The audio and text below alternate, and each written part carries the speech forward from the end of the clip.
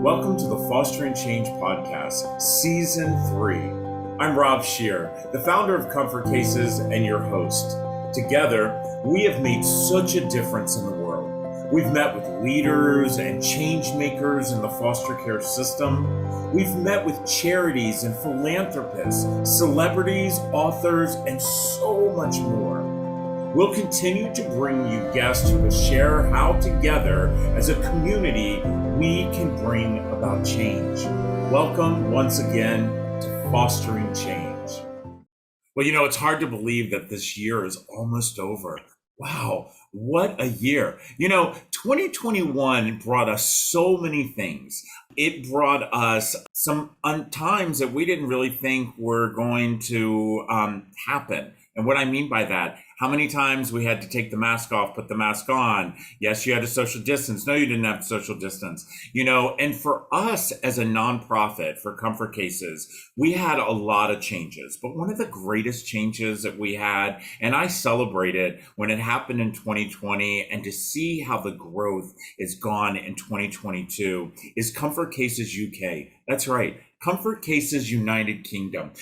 I never thought that would ever happen. First of all, I remember when we first packed our first case in our conference room, I never thought that we would be in every single state. But then to be able to cross the pond, and yes, I love saying that, to cross the pond and now be able to help children who are in the foster care system in the United Kingdom is something I couldn't ask for more. And the group that we have there is fantastic. But the person that I absolutely am so excited to have on our podcast today is not only is she a friend of mine, but the fact is she is our ambassador. She's our spokesperson for Comfort Cases UK. And ladies and gentlemen, I am so excited for you all to meet my friend, Rosie Wainwright. Rosie, welcome to Fostering Change. Hi, Rob. Thank you so much for having me. Oh my gosh, you are just absolutely a gem. So what time is it? It's 4:00 there? Well, I'm in Spain actually again. So so it's 5:00, but yeah, 4:00 in England. Yeah, 5:00 there. So, Rosie, I want to jump right into this. So, we started Comfort Cases over a year ago in the UK. And when our team reached out to you and told you the story, what did you think? My first thoughts, it put me right back where I was when I entered the system. And so that was my first thought. And then my second thought was oh my gosh, we really need this. This is amazing.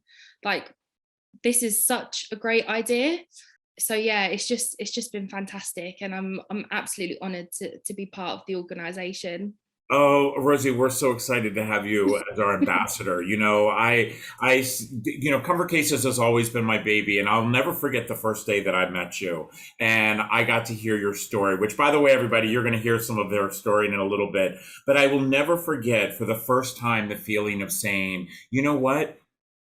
This is someone that can stand next to me and help me grow this the way it needs to be grown. Because we have foster care all over the world, and people don't realize, and all over the world, kids are carrying their stuff in trash bags. And whether we call them bin bags, whether they're called trash bags, we know that it's happening. So Rosie, tell us a little bit about your story. Gosh, where do I start? So I entered into the foster care system when I was about 14 years old. Back then, I thought that was quite old to enter into the system, but actually, statistically, about 13, 14 is around about the age that a young person enters into the system in the UK. So, I was brought up predominantly by my grandparents. So, like how many stories start, my parents split when I was young. My mum had me at quite a young age. I'm glad to say now me and my birth mum, we have a really good relationship. But back then it was awful. There was a lot of drugs, there was a lot of abuse. My dad wasn't really in the picture. I have a good relationship with him now as well, which is fantastic. But there was a lot of turmoil, and I think my grandparents kind of kept that together. so when my grandparents passed, so my grandma, she passed away of cancer, and then I lost my grandfather to Alzheimer's.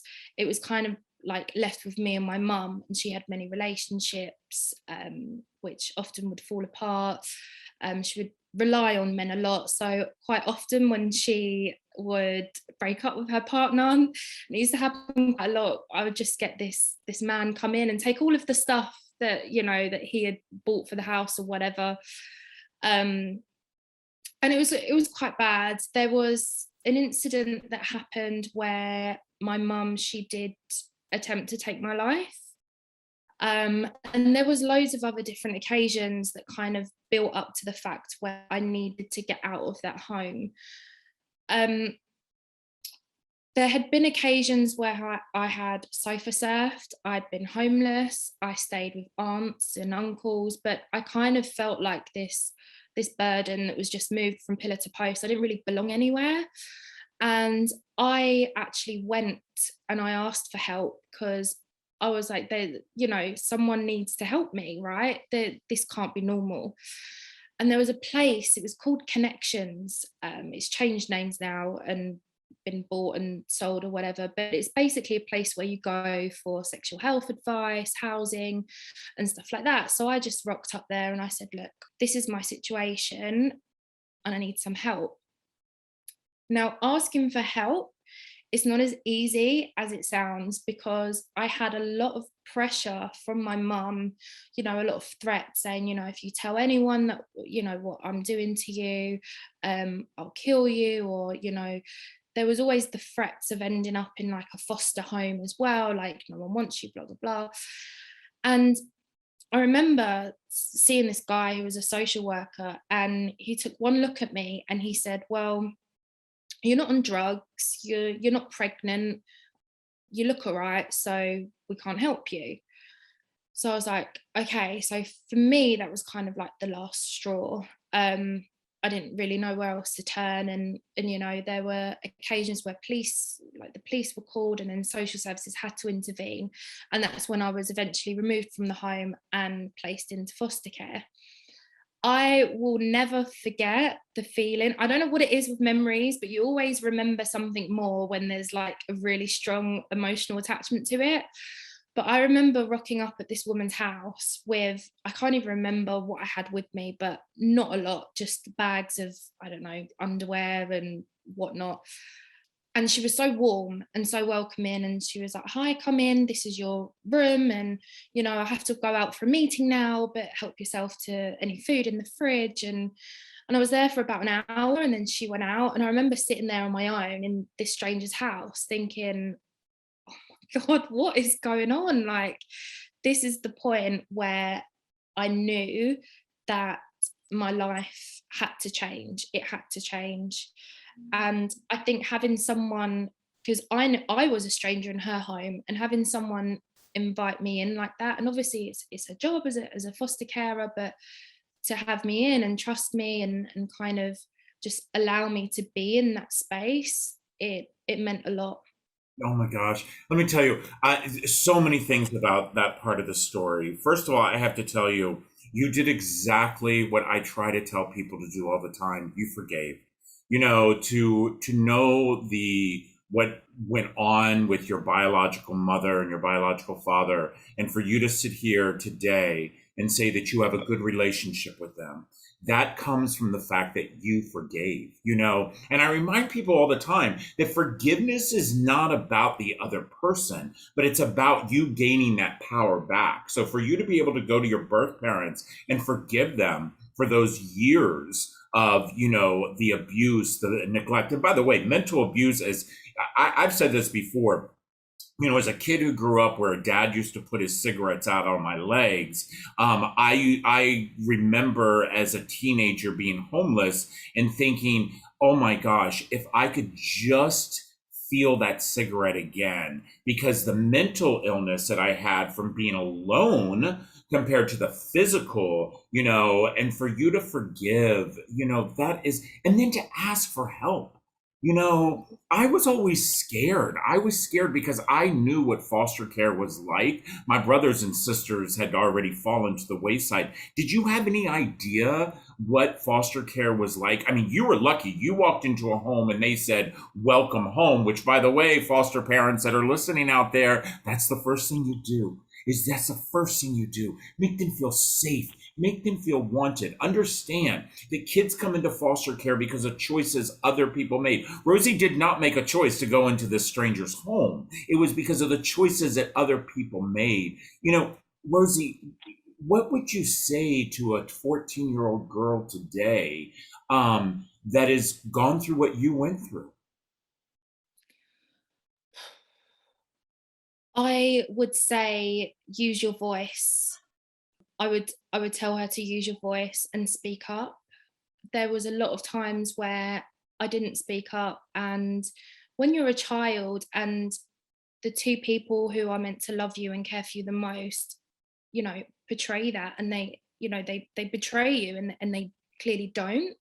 It affects you in ways where you just constantly feel like you're not good enough. So why would anyone else care? And to then have that initial rejection as well was kind of like another hammer in the nail almost. But what I've learned is that you need to speak up. There are some pretty nasty people out there, but there are some really wonderful, loving, amazing, generous people out there that would want to help you.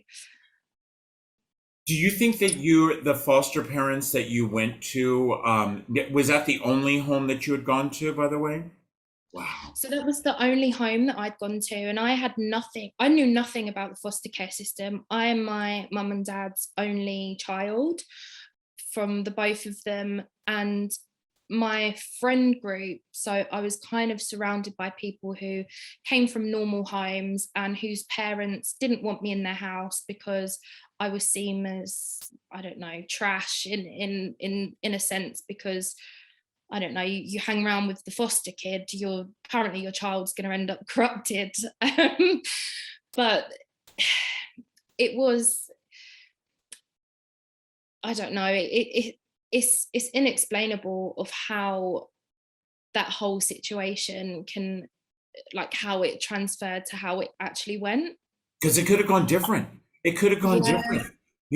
The statistics in the UK are no different than the statistics within our country as well. So it could have gone different. Listen, we're going to take a quick break because when we come back, I want to talk to my friend Rosie about those statistics, about the similarities of what we see within our foster care system here within the United States and also within the United Kingdom.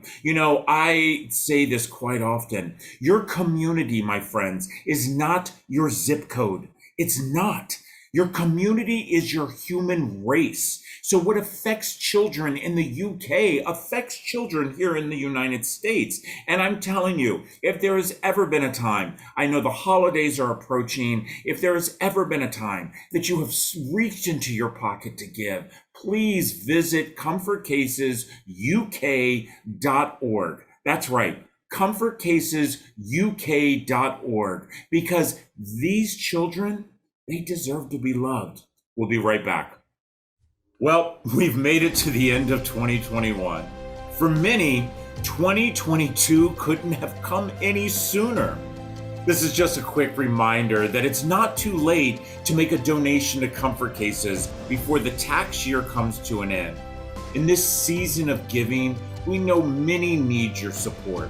But if you choose to donate to Comfort Cases, you will be supporting youth in foster care and the organization that works so hard to make sure we're providing Comfort Cases and Comfort XLs to children who are entering our foster care system. You have to understand that 100% of your donation is tax deductible, and we would really, really appreciate it for you to help us make a difference. Thanks again for being a great human, and Happy New Year. Well, I will tell you that first half of Fostering Change was definitely an eye opener. I was so excited that you all got to meet my friend Rosie. And the fact that Rosie is our national spokesperson in the UK. She is the ambassador of ComfortCasesUK.org. And just to hear her story, I say this quite often, tell your story.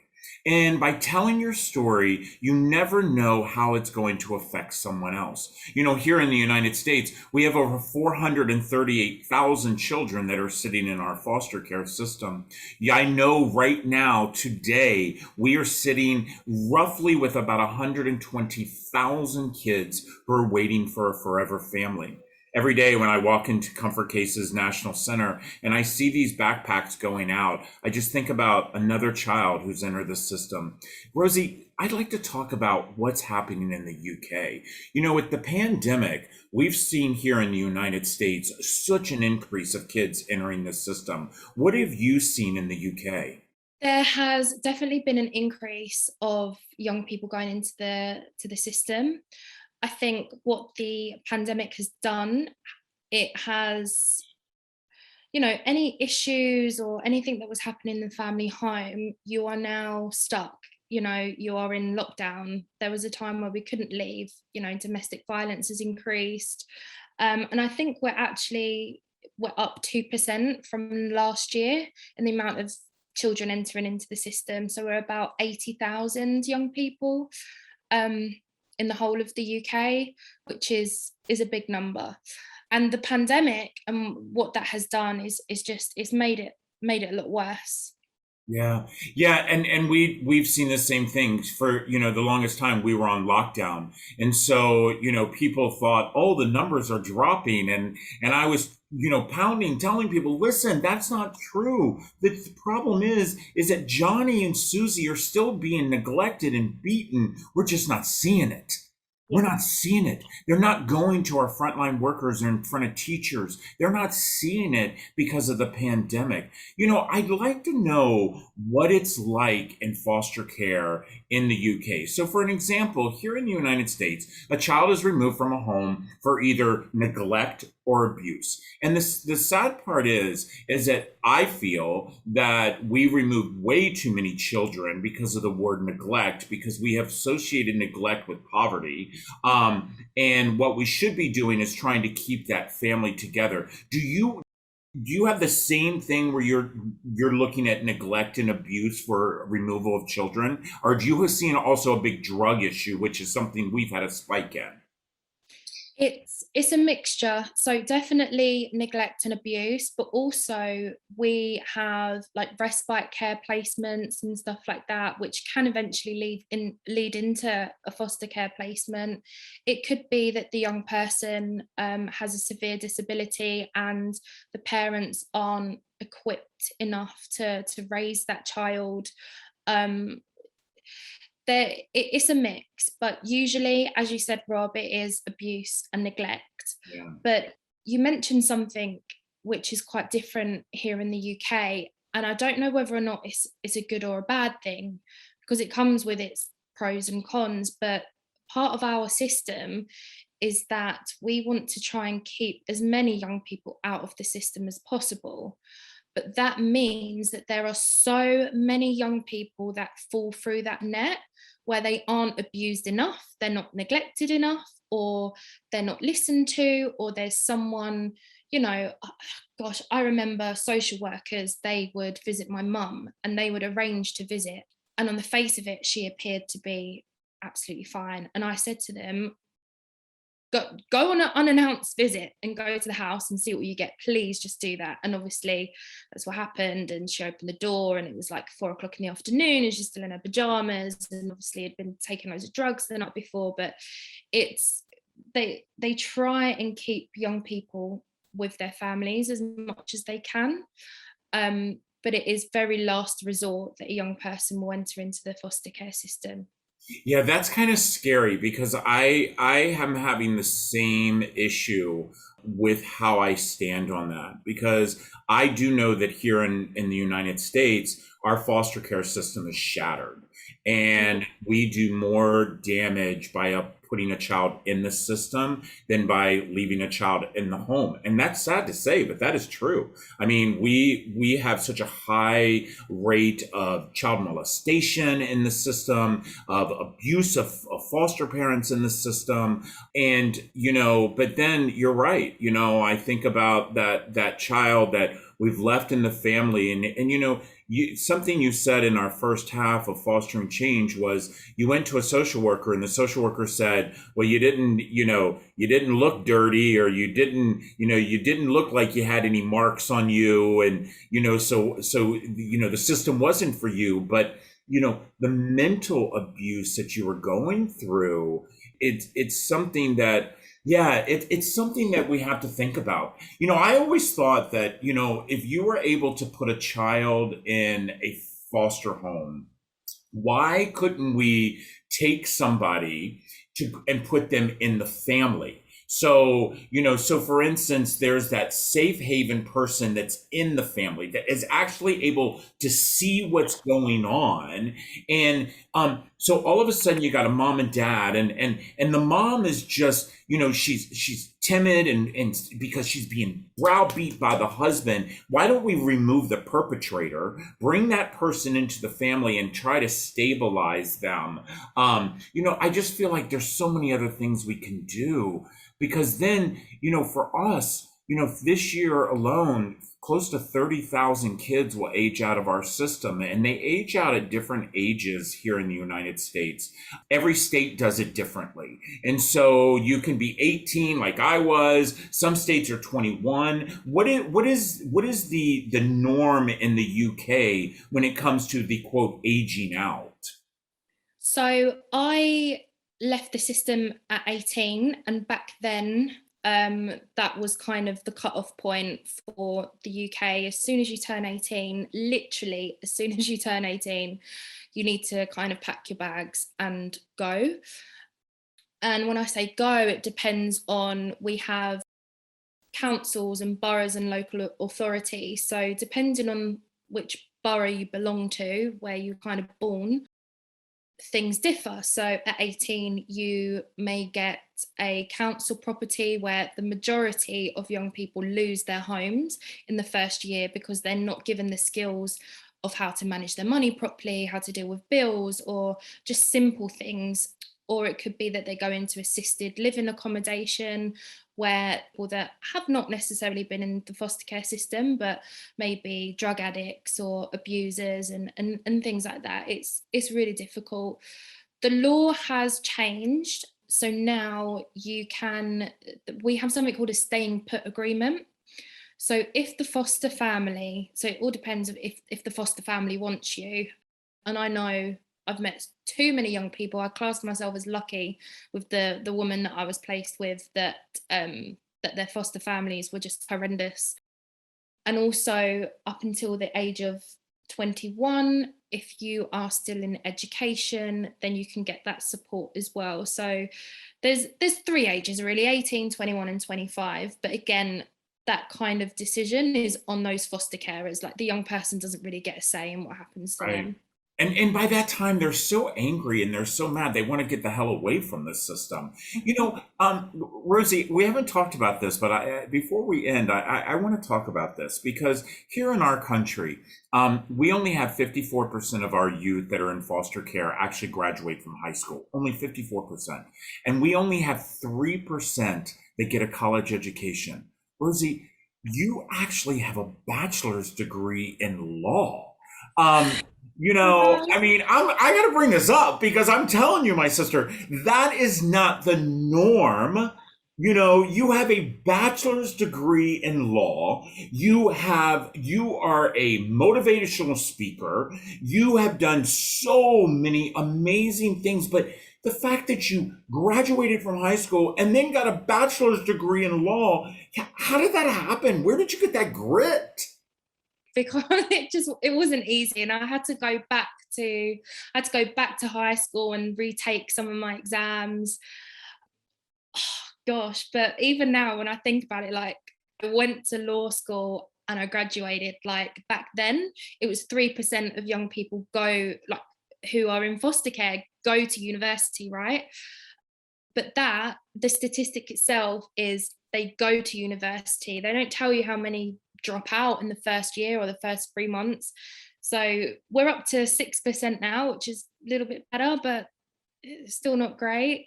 But that grit, it's a question that I get asked a lot, Rob. And honestly, I think I can put it down, I can pinpoint one moment where I was sitting on the edge of the bed in my foster home, and it dawned on me that no one is coming to save me. Like, this is all on me now. And the only way that I knew of a way out was to, make money or through an education. I started reading books, and I'm heavily dyslexic as well. Like, reading does not come naturally, and neither does all these examinations. I'm not an academic in the slightest, but I knew I had one choice really of a way out, and I chose education. But it's not easy, and obviously getting a good qualification doesn't mean that you're going to be a multi-millionaire, and it depends what you end up doing with it. But just that in itself, that was the motivation. Like, I need to do this. I don't want to end up like my family. I want to make more for myself. That was kind of the starting point. And what helped carry that on is having conversations with young people that were still in foster care or were leaving the system, them hearing my story, and then they go and follow my journey. They copy or take inspiration and think, if she can do it, then why can't I? And that in itself is what has kept me going through education. Even now, I'm still studying. Yeah, because I just read that you're a level 5 coaching qualification that you just got. Yeah. Listen, for those of you that are listening to us, or maybe you're watching us on our YouTube channel, and you're looking for that person in your company to come and give your employees that motivation, that push to say that no matter where you come from, this is where you can be. You've got to connect with my friend Rosie. The fact that she is our ambassador at Comfort Cases, she is more than that. And again, as I say this, and I want those who are listening, who have been in the system, who are going through the system, she has a law degree. A law degree. One of the hardest things to get next to being a doctor. And she did it. And what you just said, no one's coming to save you. And that's how I felt as well, Rosie, is that, for me, it was like a realization that no one was coming to save me. And so I had to save myself. And that's how I got into business. Listen, everyone, this has been fascinating. This has been a conversation that I have been wanting to have and for you all to hear and to meet my friend Rosie. And I really want you all to do me a big favor. As I said, the holidays are approaching. You know what I would really like for the holidays is for each and every one of you to go to comfortcasesuk.org and make a donation. That's right. I'm not saying comfortcases.org because you know what? We are partners. But the fact is that we really need your support in the UK. These 80,000 children in the UK, they don't belong to you. They don't belong to me. They belong to us. To us. And if you ever get a chance to look at a child from the foster care system and look into their eyes, I will tell you, you will see your future. Your future. So again, please visit comfortcasesuk.org. Rosie, how can people find you? So you can contact me either on LinkedIn, Rosie Wainwright, or you can connect with me on Instagram. So it's at Queen Rosa, ROZZA, ROZZA, and you can connect with me on there as well. Well, listen, we will definitely put all of those links up. And I just want to thank you. Thank you for standing next to me. Thank you for believing in Comfort Cases. And just thank you for being a good human. Listen up, everybody. I cannot wait for this to air, and I hope you enjoyed this episode as much as I did. And by the way, this will not be the last time that we talk to Rosie, because Rosie is part of the Comfort Case family. And so you are going to be getting updates of how Comfort Cases UK is doing as we continue to grow this wave. I believe it. I believe that if we educate our public about the foster care system, we will see change. Have a great day, everybody. I want to say thank you to each and every one of you for listening or watching the latest episode of Fostering Change. All of us on our team hope that you've learned something new today and have been inspired to be a good human. Now, just a reminder that you can always find Fostering Change on your favorite channels on Google, Spotify, iTunes, YouTube, and others, including, of course, comfortcases.org. I want to give a big thank you to all of you for joining us each and every week. And a reminder that if you have a suggestion for a guest, or maybe you might have a question about today's podcast, or are interested in becoming a sponsor of Fostering Change, please don't hesitate to email me personally at fosteringchange@comfortcases.org. Now, that's it for now. Thanks again, and we'll see you next Tuesday. Take care.